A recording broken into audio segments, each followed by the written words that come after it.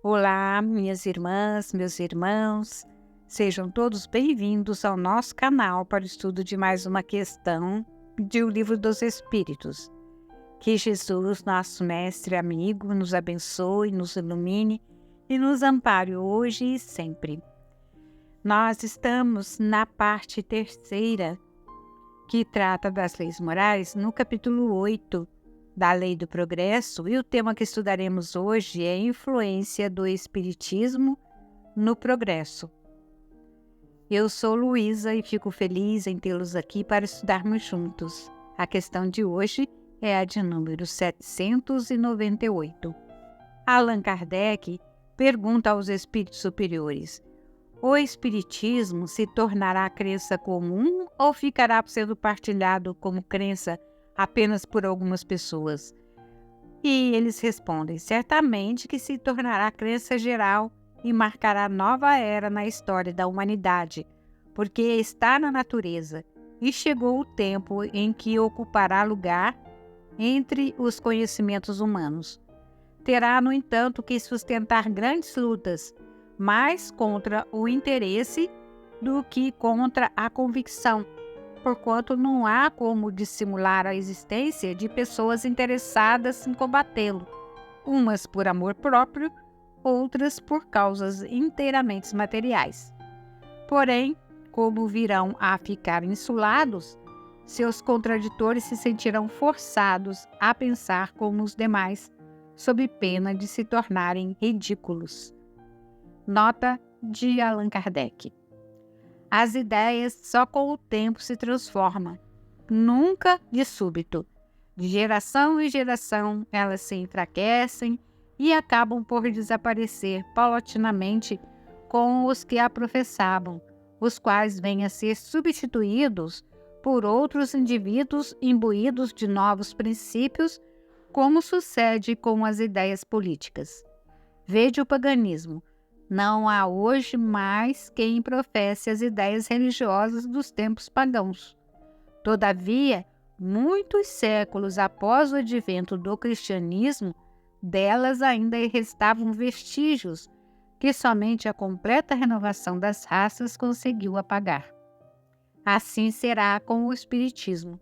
Ele progride muito, mas durante 2 ou 3 gerações ainda haverá um fermento de incredulidade que somente o tempo aniquilará.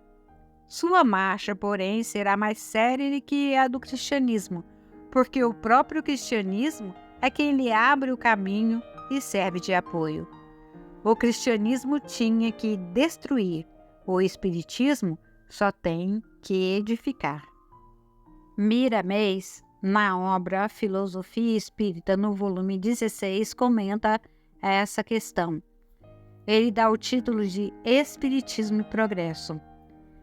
Ele diz que o progresso, como uma lei natural em todos os mundos, se encontra intimamente ligado à doutrina dos espíritos.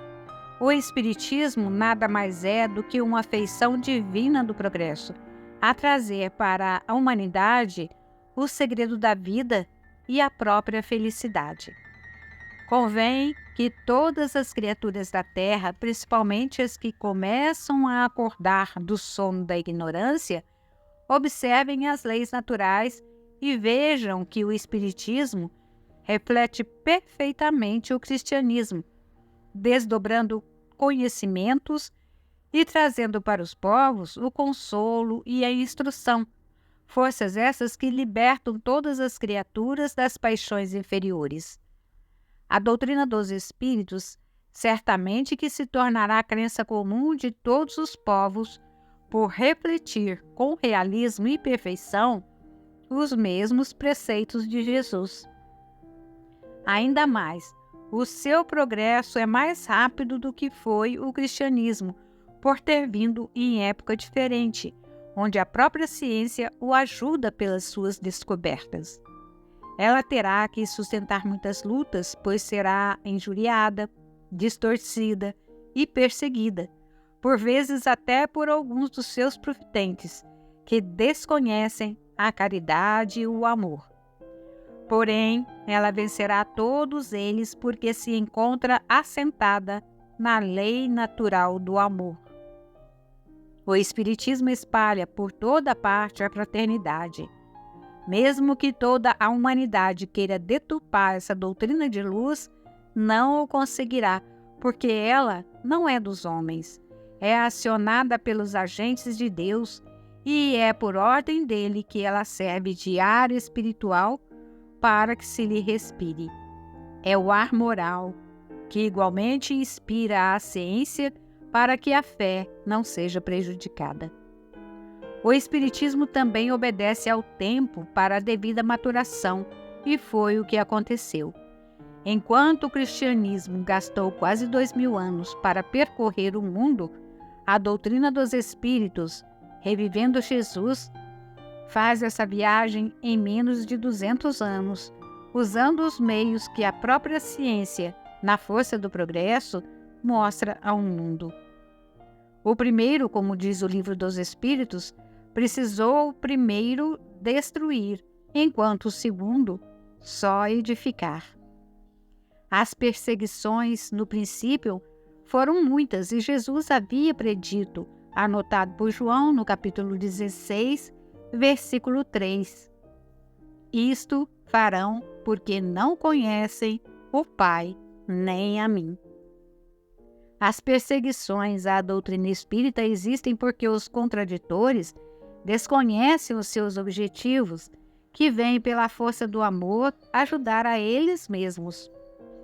Ela tem a força de levantar da terra as velhas religiões que perderam o fio que as ligava ao mundo espiritual, e pelo processo da mediunidade educada com Jesus, elas voltarão a rejuvenescer, dando aos seus seguidores novas vidas e nova fé nas promessas do Senhor, à luz dos conceitos do Espiritismo, que é força viva na vivência humana.